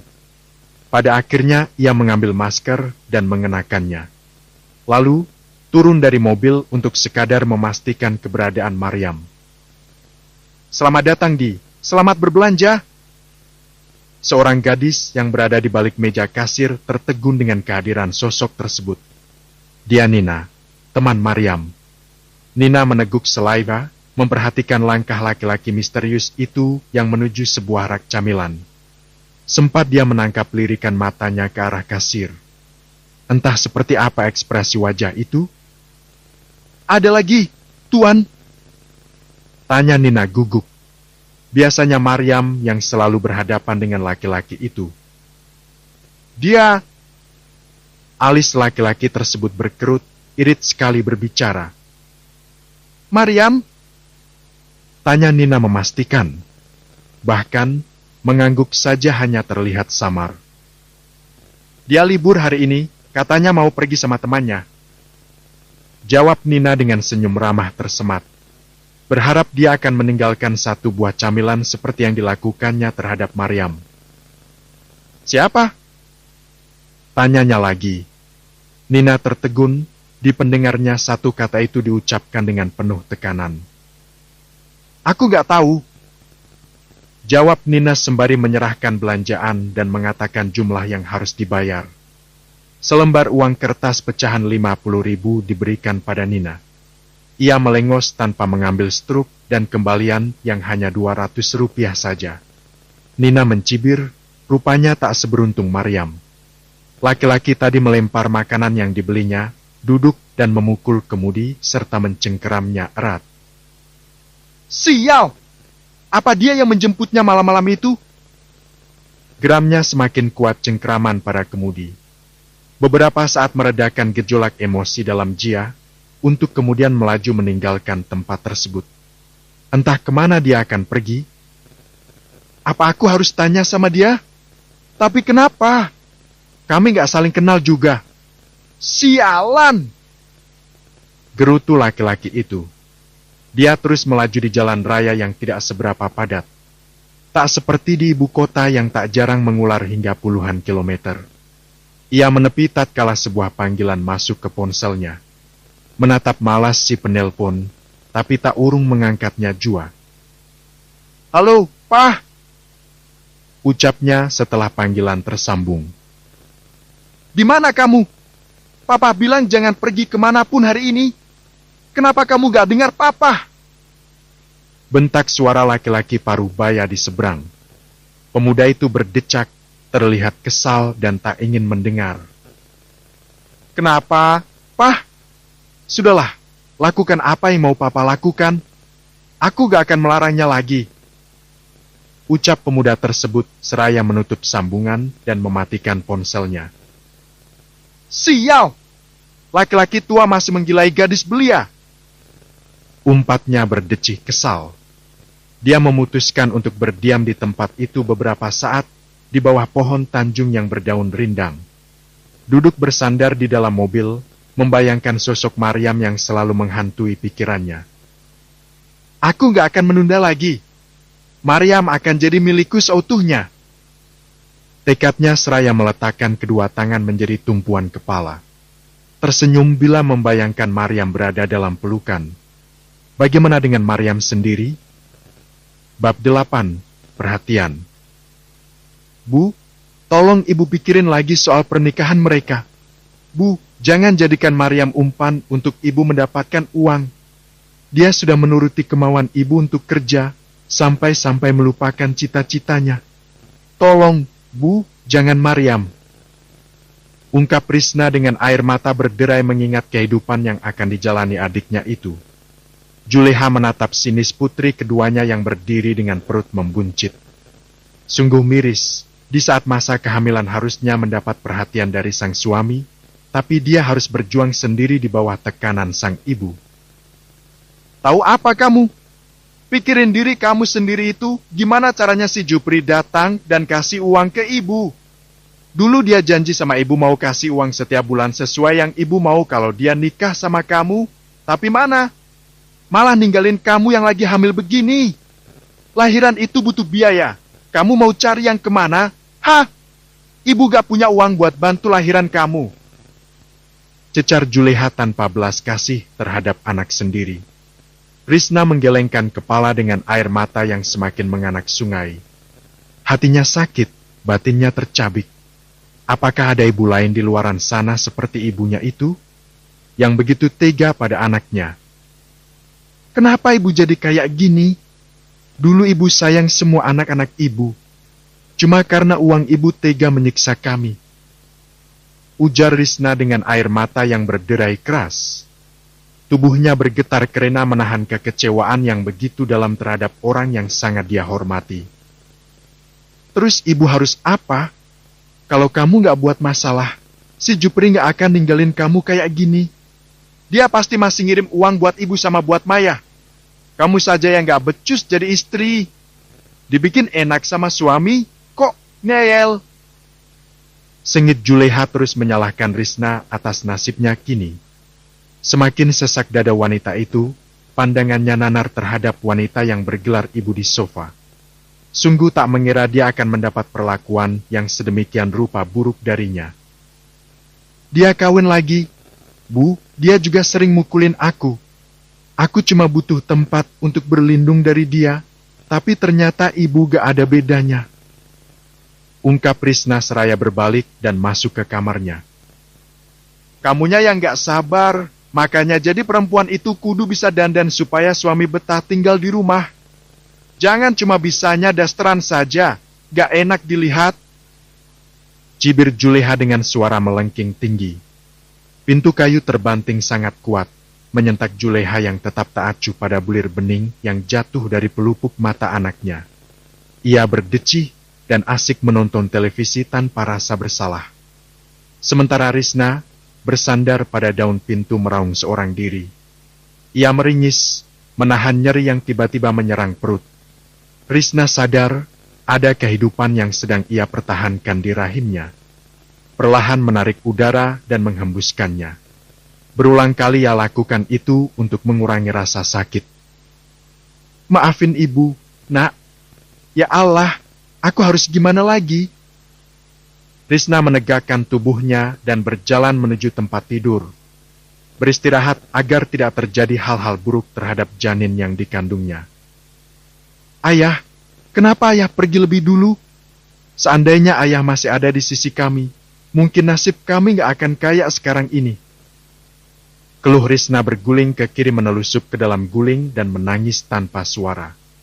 Sementara di jalan, Maryam tercenung menghadap jendela. Gedung-gedung tinggi mencakar langit lebih menarik di matanya daripada laki-laki tampan meski tua yang mengemudi. Saya akan mempercepat pernikahan ini supaya nggak ada gangguan dari pihak manapun terutama laki-laki yang kamu sebut sebagai calon suami itu. Ujar laki-laki tersebut membuat Maryam meneguk selai tanpa sadar. Ia melirik, tapi tak berniat menoleh. Membiarkannya berbicara apa saja, tanpa ingin membantah ataupun menanggapi. Aku gak mau kayak gini. Aku harus ngomong sama ibu supaya membatalkan lamaran laki-laki ini. Ya Allah, bantu hamba. Hati Maryam bergumam perih, apalagi saat mengingat kakaknya yang tengah mengandung dan mendapat tekanan dari ibu mereka. Ia menghela napas, mengurai sesak yang merebak dalam dada. Pak Cakra melirik gadis di sampingnya, ada banyak derita yang dipancarkan kedua manik hangat itu. Dia hanya ingin membebaskan Maryam dari segala beban berat yang dipikulnya. Kasihan kamu, Maryam.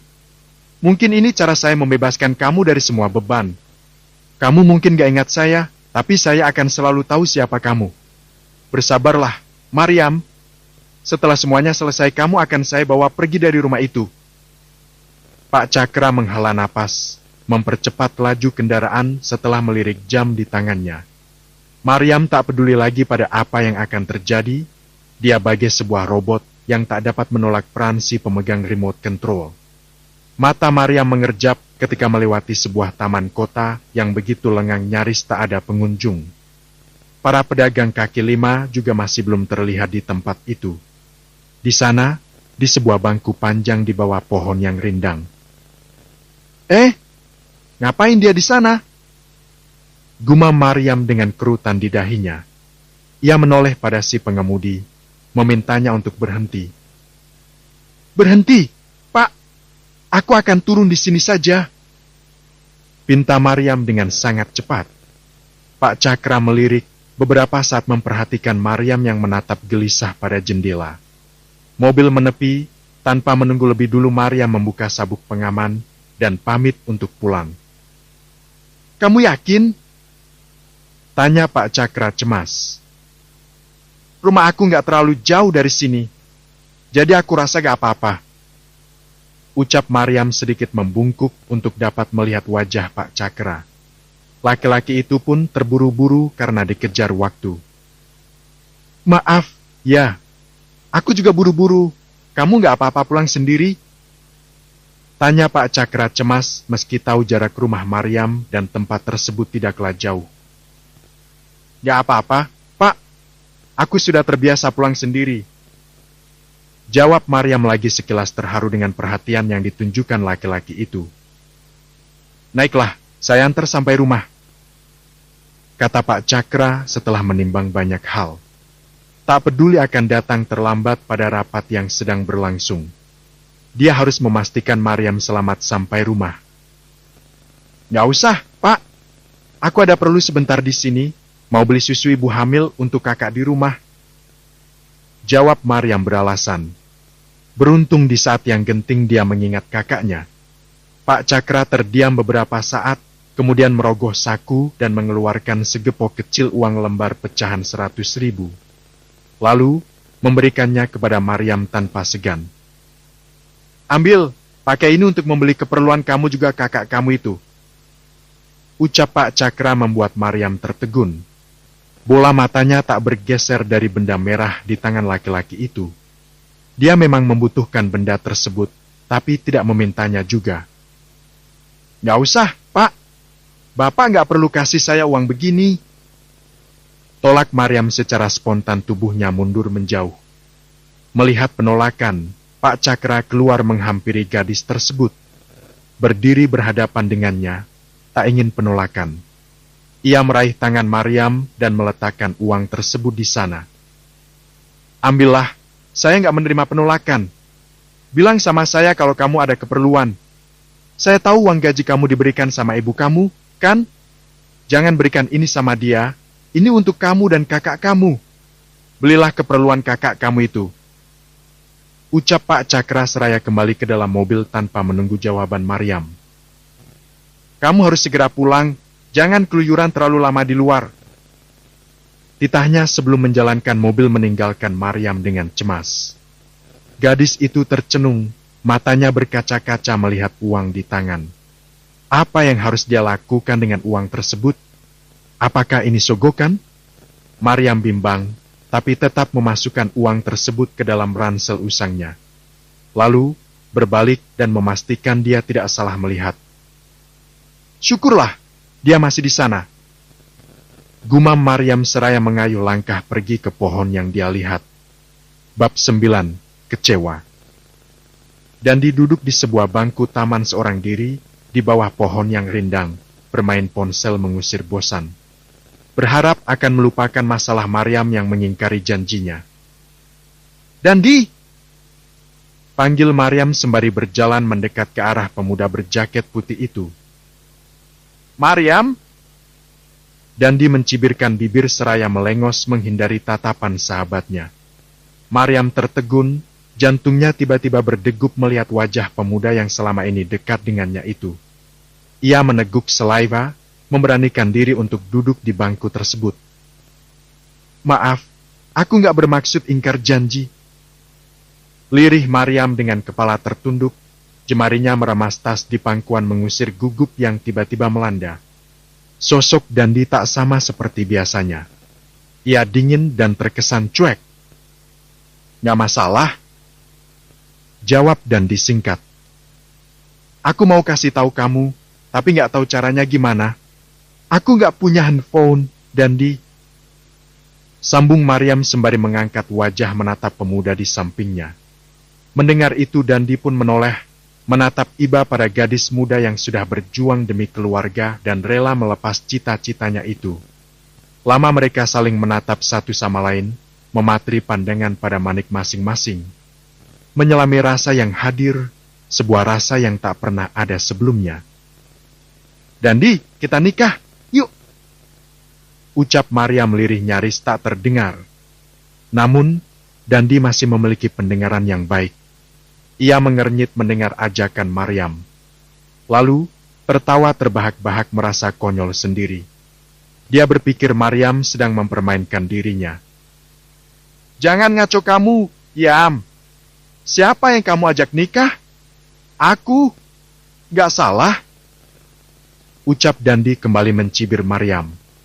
Sementara gadis itu tertegun, tak sadar dengan ucapan yang ia lontarkan tadi. Mana mau Dandi menikah dengannya? Maryam bukan wanita yang termasuk ke dalam kriteria laki-laki itu. "Setidaknya kamu harus bantu aku." Lirih Maryam lagi yang kembali menunduk dengan hati tak menentu. Sebelumnya dia sudah bertekad tak akan melibatkan Dandi dalam masalahnya, tapi setelah bertemu dengan laki-laki itu, niatnya kembali muncul. "Ibu kamu bilang kamu pergi sama calon suami kamu, Yam. Kenapa kamu gak bilang sama aku kalau mau nikah? Apa kamu sudah gak anggap aku sahabat?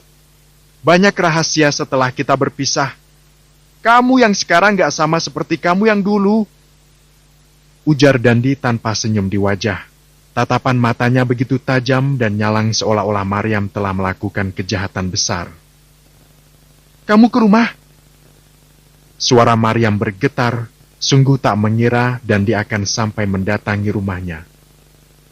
"Aku gak akan pernah tahu kalau gak datang ke rumah kamu. Udahlah, Yam. Ibu kamu minta kita jangan dekat-dekat, takut calon suami kamu itu salah paham," kata Dandi sembari memalingkan wajah pada benda lain yang sama sekali tak menarik. "Justru karena itu kita harus semakin dekat. Aku gak mau nerima perjodohan ini, dan aku juga gak tahu kalau ibu menjodohkan aku. Aku udah nolak, tapi kamu tahu sendiri gimana ibu. Aku bingung, laki-laki itu juga gak mau batalin lamarannya. Kamu harus tolong aku, dan tolong lepasin aku dari perjodohan ini." Mohon Maryam dengan suaranya yang bergetar menahan tangis. Ia menunduk mengusap kedua sudut matanya yang sudah basah berair. Hati Dandi terenyuh, tak tega mendengar suara Maryam yang bergetar. Dandi menoleh, menatap kasihan padanya. "Tapi kita gak bisa nikah, Yam. Aku gak mungkin nikahin kamu karena..." Dandi memutuskan kalimatnya, menunduk sambil berpikir alasan apa yang harus dia katakan kepada Maryam. "Karena apa, Dan?" tanya Maryam sembari menelisik wajah Dandi. Tak masalah mereka tidak menikah, berpura-pura saja. Dandi mengangkat wajah, menatap sendu pada gadis manis di hadapannya. "Karena aku udah nganggap kamu kayak adik aku sendiri, Yam. Rasanya gak mungkin aku nikahin adik sendiri." Lanjut Dandi membuat tubuh Maryam membeku seketika. Benar dugaan hatinya, Dandi tidak akan pernah mau menikah dengannya. "Kalau gitu pura-pura aja. Kamu bisa, kan, bantu aku?" Ucap Maryam lagi meski dengan hati yang perih. Dia terlalu tinggi menilai dirinya. Segala perhatian Dandi selama ini dikiranya ungkapan dari sebuah rasa yang sama seperti yang ia rasakan. Nyatanya, dialah yang terlalu berharap padahal laki-laki itu sama sekali tidak menganggapnya begitu. "Pura-pura kayak apa, Yam? Bisa-bisa aku dibunuh ibu kamu kalau sampai ngacauin rencananya," ujar Dandi melengos perih dengan keadaan sahabatnya itu.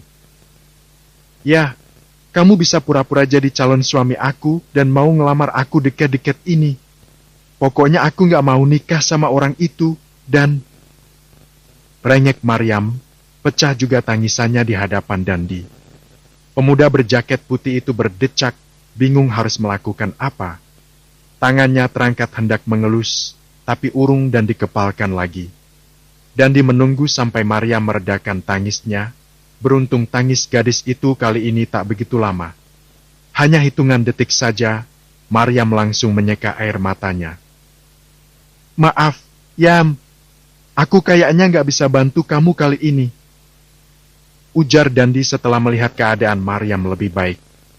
Gadis itu mendongak, menelisik kedua manik coklat di hadapannya. Ada sebuah rasa yang terpendam, sama seperti yang dia rasakan.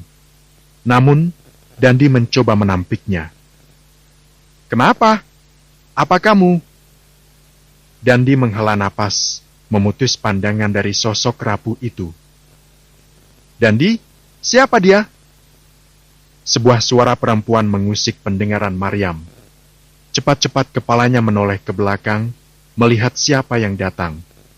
Seorang gadis mengenakan kemeja berwarna biru muda dengan lengannya yang digulung hingga di atas siku. Dipadu dengan rok pendek berwarna navy di atas lutut. Di tangannya 2 buah jus dia bawa. Dia... Dandi tak mampu menjelaskan. Dia baru saja menerima cinta gadis itu. Apa dia pacar kamu? Tanya Maryam setelah puas menelisik penampilan gadis manis itu. Dandi mengangguk samar sambil mengusap tengkuk. Ia menunduk menyembunyikan rona merah di pipinya karena malu. Maryam bangkit menghadap gadis tersebut. Mengangkat tangan hendak berjabat. Aku Maryam, sahabat Dandi. Ucap Maryam dengan tangan menggantung di udara. Wanita itu memutar bola mata, menatap tangan dan wajah Maryam bergantian. Namun, tak berniat menyambut tangannya. Ia melengos, duduk di samping Dandi, dan memberikan jus tersebut kepadanya. Masyam mengepalkan tangan malu, melirik beberapa saat, tapi tak berniat berbalik untuk melihat mereka. Aku gak suka kamu punya sahabat perempuan. Biasanya kalau 2 jenis berbeda bersahabat, salah satunya pasti punya rasa. Aku gak mau itu terjadi sama kamu dan merusak hubungan kita. Ucap perempuan itu tanpa peduli pada perasaan Maryam. Air mata yang tak lagi jatuh kembali berderai. Maryam segera menyekanya. Dia memang harus menjauh dari Dandi mulai detik itu juga. Maaf kalau aku mengganggu. Aku janji gak akan berteman lagi sama Dandi. Sahut Maryam seraya berjalan ke depan tanpa menoleh ke belakang. Maryam, tunggu. Apa sih? Wanita itu memukul lengan Dandi dan menariknya hingga kembali duduk.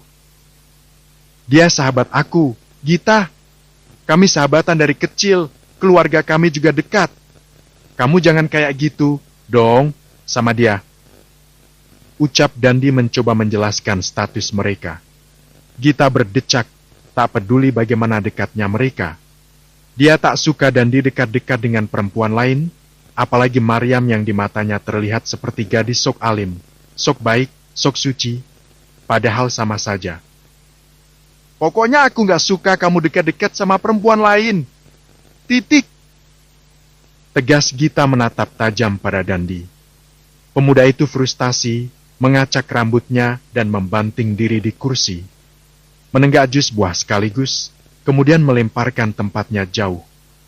Berharap kekesalan di dalam hati ikut terbuang. Nyatanya, bayangan wajah Maryam yang muram dan sedih menjadi hantu yang tak akan pernah membuatnya tenang. Maaf, Maryam. Untuk kali ini aku gak bisa ngapa-ngapain. Bab 10, Yuen. Di dalam mobil, seorang pemuda masih betah duduk berlama-lama di sana. Di tepi jalan, tak jauh dari taman yang didatangi Maryam. Dia Yuen Reksadhana, pemuda berusia 28 tahun yang selalu menemui Maryam dengan menutupi wajahnya. Tubuh pemuda itu tersentak ketika seseorang berjalan menyeberang memasuki taman kota. Maryam! Dia di sini! Baguslah! Dia bergumam seraya beranjak membenarkan penampilan hendak turun menemui gadis itu. Entah sejak kapan dia di sana, Yuen tidak melihat kedatangannya. Hati begitu bahagia walau hanya melihat di kejauhan. Namun, senyum yang diukir bibirnya seketika surut tatkala melihat Maryam berjalan mendekati sebuah bangku di mana seorang pemuda duduk. Sialan!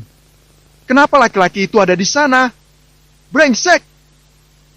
Yuen memukul kemudi kesal. Rasa bahagianya berganti cemburu yang membakar.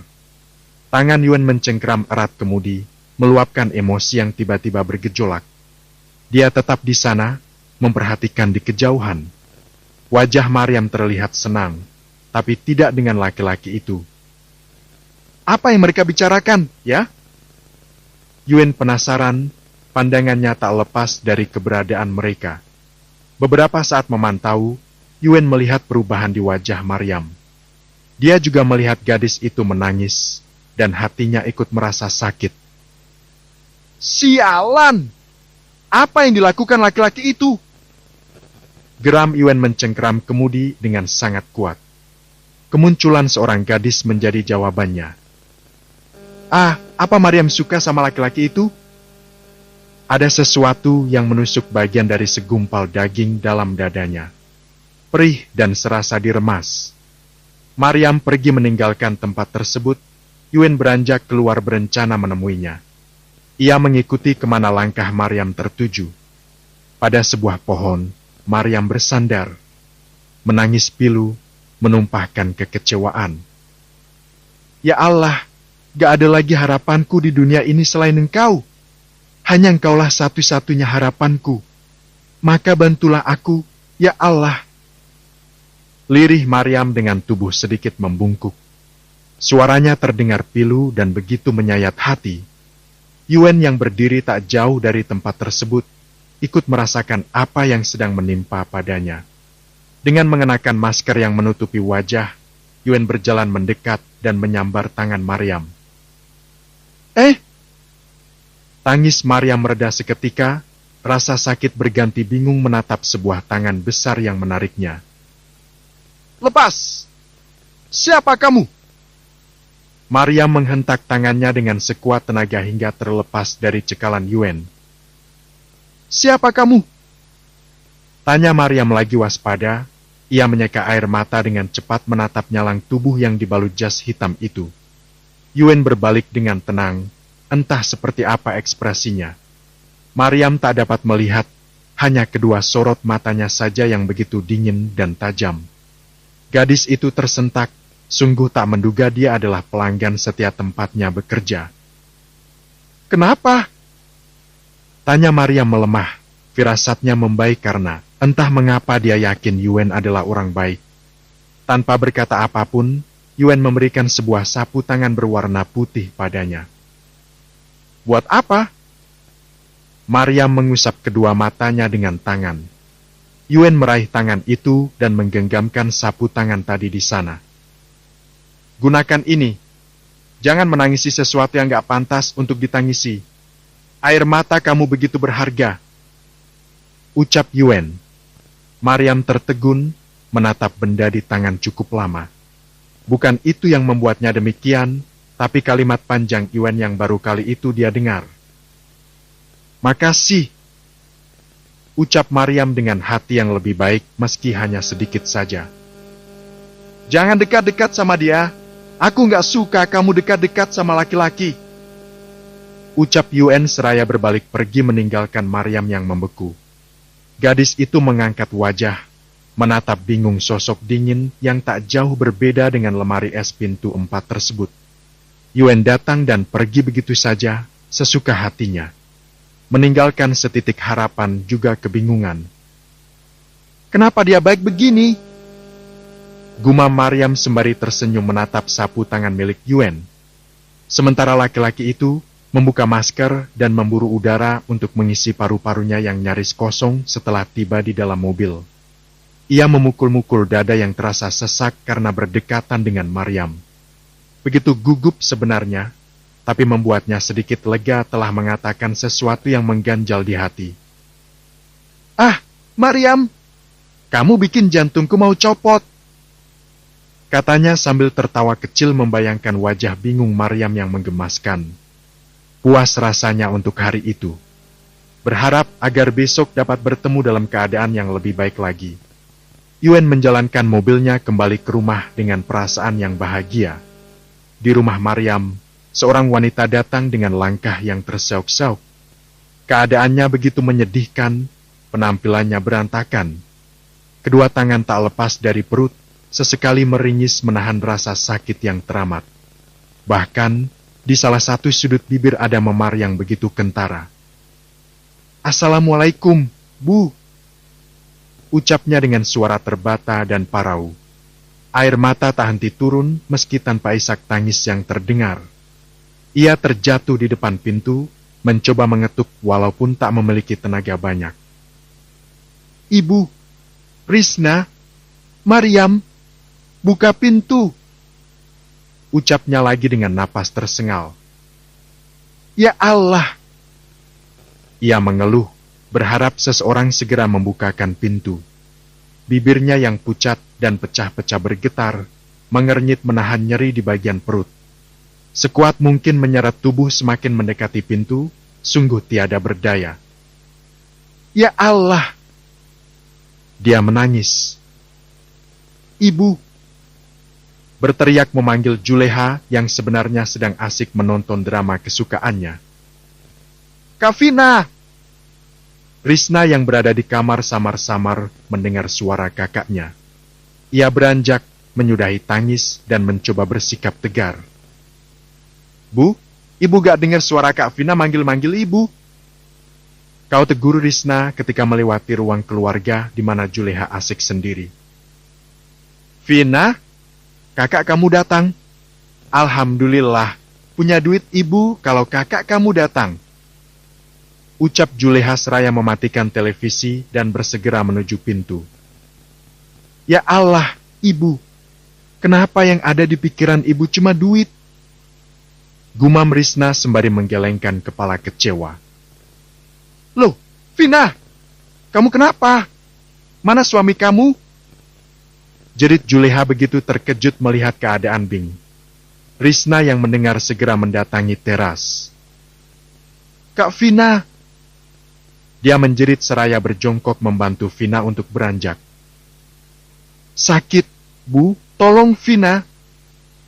rintih Vina lirih. "Halah alasan kamu itu. Kamu mau kayak adik kamu ini. Ha!